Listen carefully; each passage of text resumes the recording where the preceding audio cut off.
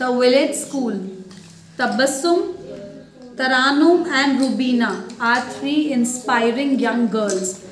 Inspiring का मतलब वो होता है जो लाइफ में हमेशा आपको मोटिवेट करता रहता है, कभी हार ना मानने की सीख देता है। चाहे कितनी भी मुसीबत आ जाए, आपको कभी भी हार जो ना मानने की सीख दे, उनको इंस्पायरिंग कहते हैं। क्या कहते हैं? इंस्पायरिंग। तो तीन यंग गर्ल्स थी, Tabassum, Tarannum and Rubina. Tabassum, Tarannum and Rubina. They have changed the face of the little village of Sajoy. They have changed the face. Change the face मतलब पूरा का पूरा विलेज की शक्ल ही बदल दी, उसको बिल्कुल डिफरेंट बना दिया। उसे हम क्या कहते हैं? Change the face। क्या कहते हैं? Change the face। क्या कहते हैं? Change the face मतलब changed how something was, उसकी शक्ल ही बदल देना। Changed how something was. So they have changed the face of the little village of Sajoy. The name of the village was Sajoy. The name of the village was Sajoy. And it was near Varanasi. It was near Varanasi. For good. लेकिन जो change आया था वो बहुत अच्छा change था, वो बहुत ही it was a good change. It was a good change. There was a time when no child in the village took education seriously. ऐसा टाइम था where nobody in the village took education, पढ़ाई को seriously लिया जाता था, पढ़ाई को seriously लिया ही नहीं जाता था।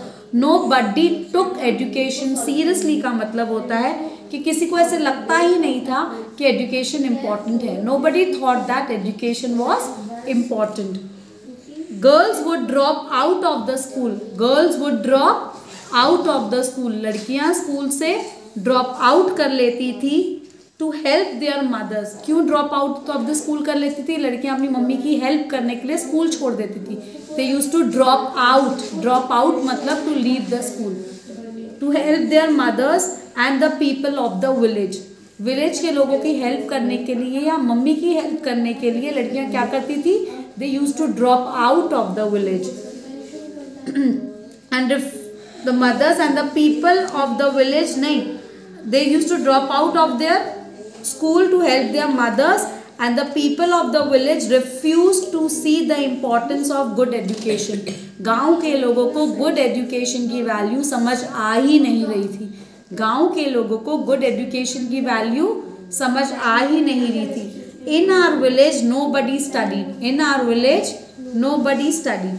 We, the three of us, हम तीन, we, the three of us, were the only ones who finished school and went on to study further. हम ही लोग थे जिन्होंने स्कूल को फिनिश करा और फर्दर आगे हम स्टडी करने गए।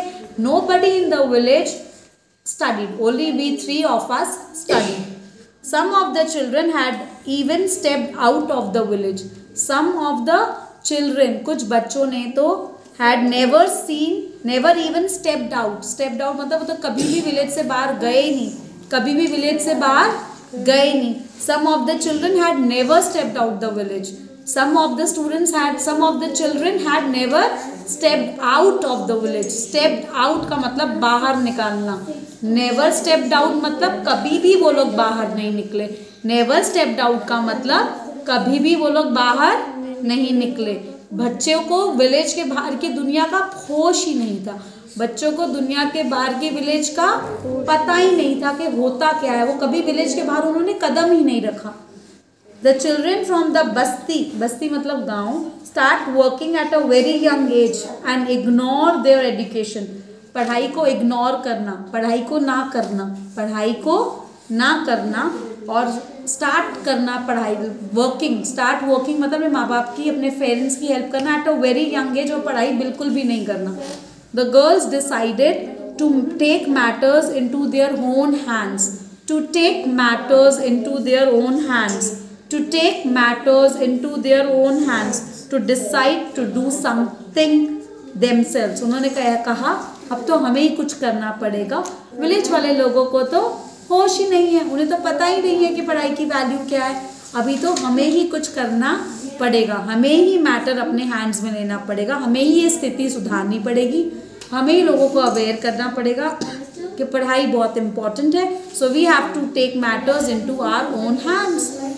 दे started going door to door, हर घर के दरवाजे पे जाते थे, to ask students to go to school, to ask students to go to school.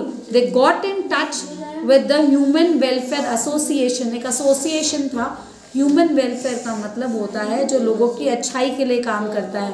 Human welfare का काम होता है जो लोगों की अच्छाई के लिए काम करता है। तो जब वो घर एक लोगों के घर जा रहे थे, they went door to door, तब उनको ह्यूमन वेलफेयर एसोसिएशन में किसी से मिलने का मौका मिला।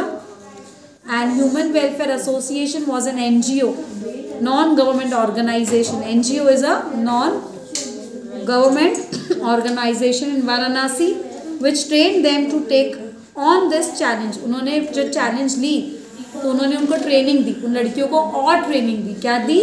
और ट्रेनिंग दी। क्या दी?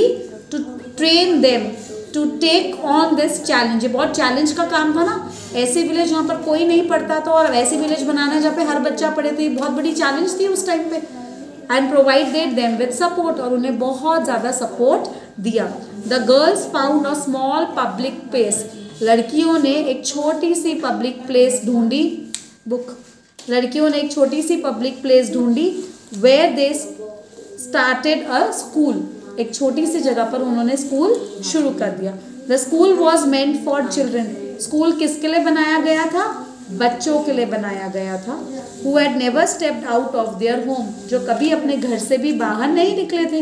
वो बच्चे अपने कभी घर से बाहर नहीं निकले थे, हमने प्रीवियसली डिस्कस किया था ना।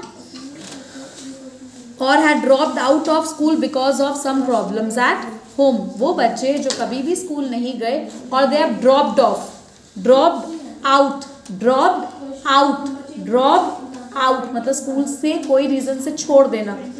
बिकॉज ऑफ द प्रॉब्लम्स, जल्दी करो, because of the problems eight, घर पे प्रॉब्लम्स होने की वजह से उन्होंने स्कूल से ड्रॉप आउट कर लिया। It was very difficult in the beginning, initial level पर बड़ी मुश्किल थी। क्या थी? उनको बहुत मुश्किलें आई। Students would just not show up, students would just not show up. Not show up का मतलब बच्चे आते ही नहीं थे। Students would just not show up का मतलब क्या होता है? बच्चे आते ही नहीं थे। Students would just not show up मतलब बच्चे आते ही नहीं थे। But we knew if we gave up easily, पर उन 3 लड़कियों को पता था ये तो होने ही वाला है, हम कितनी भी कोशिश करेंगे बच्चे नहीं आएंगे, लेकिन हम गिव अप कर देंगे, हम आसानी से हार मान देंगे। अगर हम गिव अप कर देंगे, our mission would remain incomplete. ये जो मिशन है हम चाहते हैं जो पूरी हमारा गाँव पढ़े, ये मिशन हमारा इनकम्प्लीट हो जाएगा, ये मिशन हमारा इनकम्प्लीट हो जाएगा। We would go to their houses every day, हम हर रोज़ उनके घर जाएंगे। And ask them to come to school, और बोलेंगे कि इनको स्कूल भेजो। And finally after 6 months of doing this, 6 महीने तक वो लगातार उनके घर गए। Student started coming to school, बच्चे स्कूल आना शुरू हो गए। Without us having to drag them, drag them मतलब पहले वो खींच कर आते थे, पर अब 6 महीने के बाद now they did not had to drag them, they did not have to drag them, उन्हें ड्रैग करने की ज़रूरत नहीं पड़ती थी, स्कूल के लिए ज़बरदस्ती खींचने की ज़रूरत नहीं पड़ती थी। From their homes Tabassum recalls, कौन याद करता है ये बात? तबस्सुम। तबस्सुम क्या कहती है कि पहले हमें इन्हें खींच कर लेकर आना पड़ता था, ड्रैग करके लेकर आना पड़ता था, पर अब वो खुद ही स्कूल आ रहे हैं, पेरेंट्स खुद ही उन्हें स्कूल भेज रहे हैं, ऐसा वो रिकॉल करती है। तबस्सुम मतलब याद करती है। इन द फर्स्ट मंथ, पहले मंथ में they had 35 students. How many students were in the class, in the school? 35। But after a year they manage to enrol over 170 students in the school. जब उन्होंने school start किया 6 महीने बाद करीब 35 students हुए, उसके बाद कितने हो गए? 170। That was a good jump. However, the battle was only half won. The battle was only half won का मतलब होता है अभी उनकी प्लानिंग के हिसाब से आधा ही काम हुआ था, आधा ही काम हुआ था। प्लानिंग के हिसाब से the battle was half won, आधा ही काम हुआ था। क्या हुआ था? As far as they were concerned, as far as they were concern, जितना उनको कंसर्न था, जितना उन्होंने सोचा था उससे आधा काम हुआ था।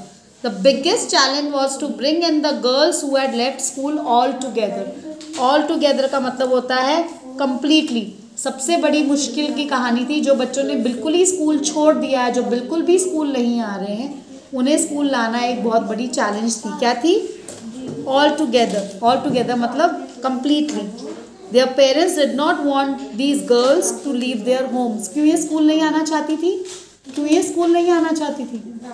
क्योंकि इनके पेरेंट्स नहीं चाहते थे कि ये स्कूल आए। Their parents did not want them to come to school. They thought going to school was a waste of time for them as they could do household work during the day. School जाना तो waste of time है, उतनी देर में तो घर का सारा काम हो जाएगा, उन्होंने बोला। कौन बोलता था? उनके पेरेंट्स बोलते थे। कौन बोलते थे? But the trio had a plan. Trio का मतलब 3 लड़कियां। A group of 3 people is called a trio. A group of 3 people is called a trio. The trio had a plan. They were not ready to let go of their dream. उनका dream था ना कि वो सबको educate करेंगे, to educate. तो they were not ready to let go of their dream of educating the girls in the village. उनकी village में गर्ल्स को स्कूल नहीं भेजा जाता था। अभी ये पता चला है। क्या बताया? पहले बता रहे थे nobody studied, अभी ये लोग बता रहे हैं कि उनके इस टाइम पर गर्ल्स को स्कूल नहीं भेजा जाता था। So they started a small tailoring center. अभी भी लड़कियों को स्कूल नहीं भेजा जा रहा था, लड़कों को तो भेजा जा रहा था। तो उन्होंने लड़कियों के लिए टेलरिंग सिखाने का ट्रेनिंग सेंटर खोला। उसमें वो लोग क्या सिखाते थे? टेलरिंग। टेलरिंग पता है ना, कपड़े स्टिच करना। At the school so that families would leave the daughters और they would let the daughters come there. कहाँ पर लड़कियों को आने देते? Training school. कौन सा ट्रेनिंग स्कूल? टेलरिंग, स्टिचिंग और tailoring. When the girls came to learn tailoring, we started teaching them as well. तो उन्होंने पेरेंट्स को बताया ही नहीं कि हम उनको यहाँ पर पढ़ा रहे हैं। उन्होंने टेलरिंग के साथ साथ, क्योंकि उनको लगता था कि सिलना तो लड़कियों का काम है, सिलाई तो लड़कियों का, तो उन्होंने उसे साथ साथ पढ़ाना भी शुरू कर दिया। Many parents got angry. बहुत पेरेंट्स गुस्से हो गए and asked us why we were teaching them, why they had been sent when they had been sent to do only tailoring. जब उन्हें हमने सिर्फ टेलरिंग करने भेजा है तो आप उन्हें पढ़ाई क्यों करा रहे हो? आप उन लड़कियों को पढ़ाई क्यों करा रहे हो? We would tell them that tailoring requires some measurements.